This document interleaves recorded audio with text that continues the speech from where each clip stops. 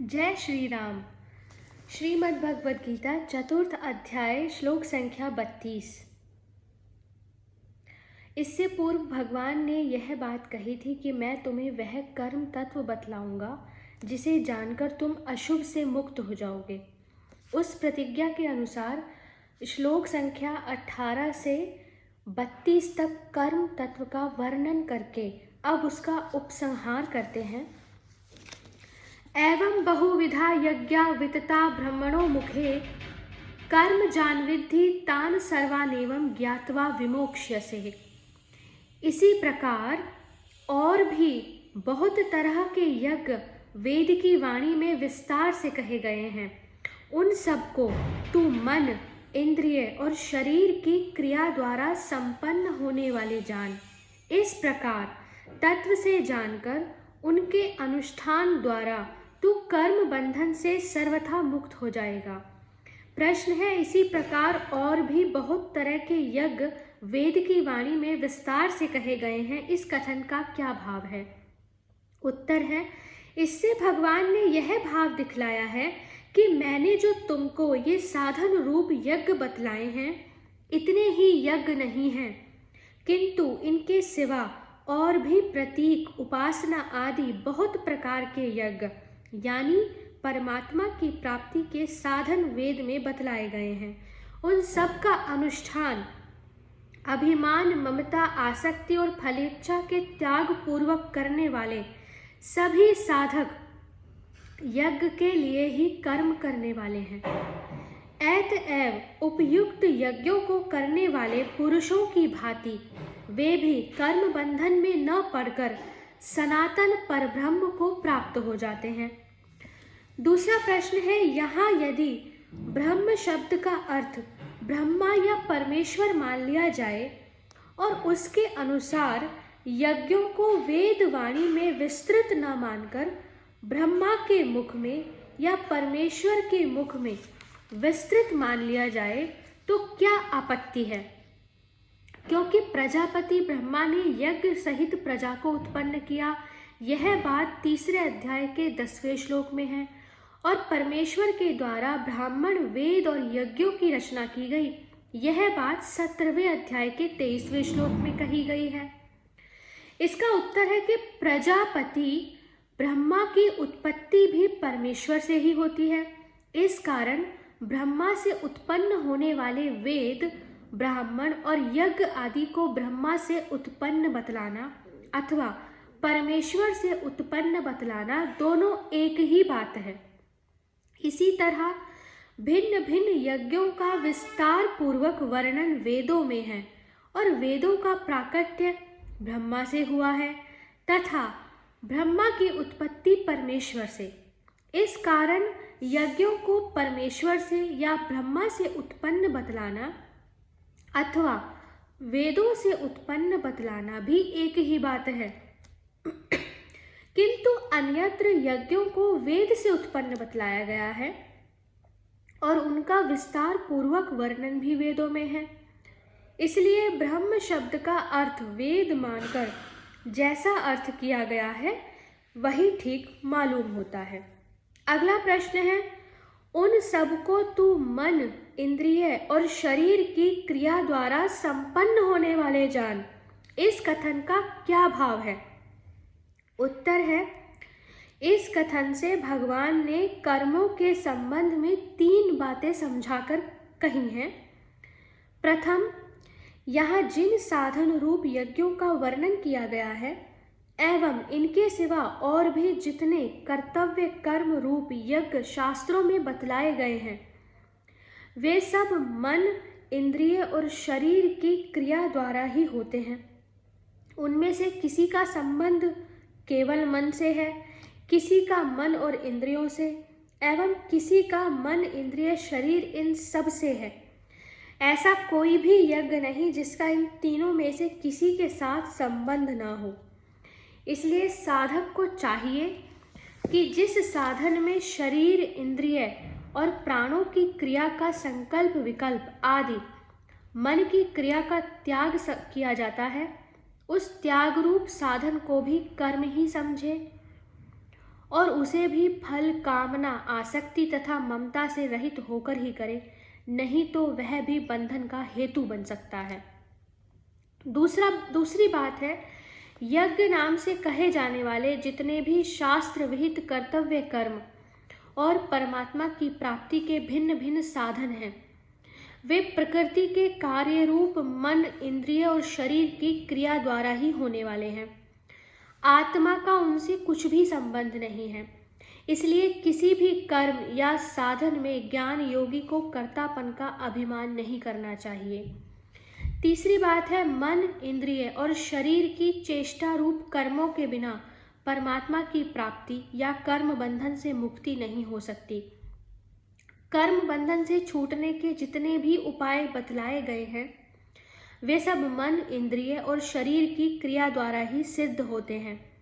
अतः परमात्मा की प्राप्ति और कर्म बंधन से मुक्त होने की इच्छा वाले मनुष्य को ममता, अभिमान, फलेच्छा और आसक्ति के त्याग पूर्वक किसी न किसी साधन में अवश्य ही तत्पर हो जाना चाहिए। अगला प्रश्न है, इस प्रकार तत्व से जानकर तू कर्म बंधन से सर्वथा मुक्त हो जाएगा, इस कथन का क्या अभिप्राय है? इससे भगवान ने यह बात कही है कि 18वें श्लोक से यहाँ तक मैंने जो तुमको कर्मों का तत्व बतलाया है, उसके अनुसार समस्त यज्ञों को उपयुक्त प्रकार से भली भांति तत्व से जानकर तुम कर्म बंधन से मुक्त हो जाओगे। क्योंकि इस तत्व को समझकर कर्म करने वाले पुरुष के कर्म बंधन कारक नहीं होते, बल्कि पूर्व संचित कर्मों का भी नाश करके मुक्तिदायक हो जाते हैं। उपयुक्त प्रकरण में भगवान ने कई प्रकार के यज्ञों का वर्णन किया और यह बात भी कही कि इनके सिवा और भी बहुत से यज्ञ वेद शास्त्रों में बतलाए गए हैं। इसलिए यहाँ यह जिज्ञासा होती है कि उन यज्ञों में कौन सा यज्ञ श्रेष्ठ है। इस पर भगवान कहते हैं, श्रेयान द्रव्यमयात् ज्ञान यज्ञ परंतप सर्वं कर्माखिलं पार्थ ज्ञाने परिसमाप्यते। श्रेयान द्रव्यमयात् यज्ञात् ज्ञान यज्ञ परंतप सर्वं कर्म अखिलम पार्थ ज्ञाने परिसमाप्यते। अर्थात हे परंतप अर्जुन, द्रव्य में यज्ञ की अपेक्षा ज्ञान यज्ञ अत्यंत श्रेष्ठ है तथा यावन मात्र संपूर्ण कर्म ज्ञान में विलीन समाप्त हो जाते हैं।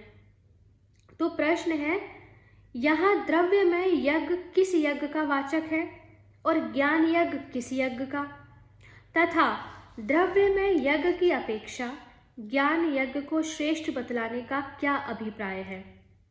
उत्तर है, जिस यज्ञ में द्रव्य की अर्थात सांसारिक वस्तुओं की प्रधानता हो उसे द्रव्यमय यज्ञ कहते हैं।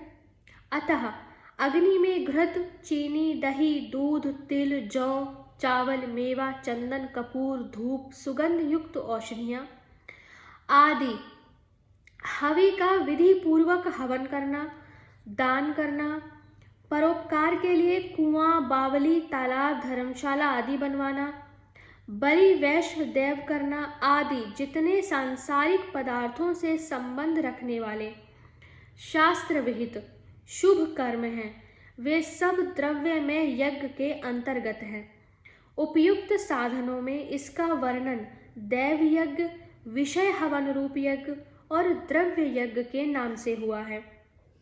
इनसे भिन्न जो विवेक, विचार और आध्यात्मिक ज्ञान से संबंध रखने वाले साधन हैं, वे सब ज्ञान यज्ञ के अंतर्गत हैं।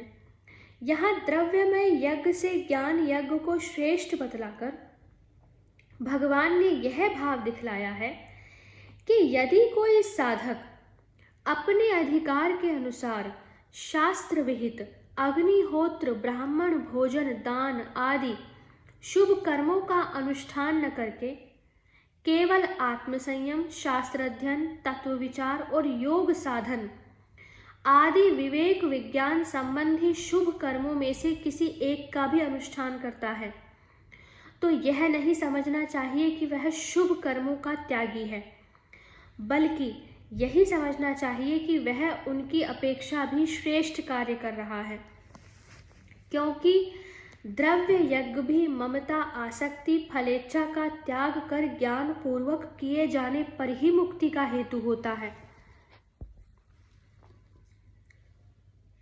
नहीं तो उल्टा बंधन का कारक बन जाता है।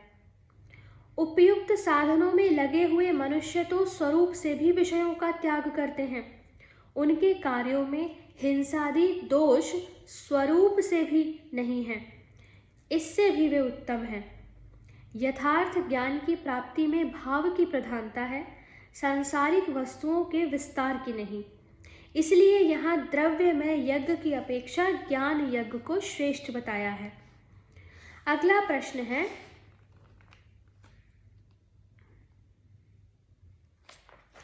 यहाँ अखिलम और सर्वम विशेषण के सहित कर्म पद किसका वाचक है?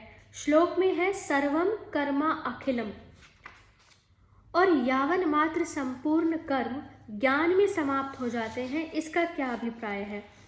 उपयुक्त प्रकरण में जितने प्रकार के साधन रूप कर्म बतलाए गए हैं तथा इनके सिवा और भी जितने शुभ कर्म रूप यज्ञ वेद शास्त्रों में वर्णित हैं, उन सब का वाचक यहाँ अखिलम और सर्वम विशेषणों के सहित कर्म पद है।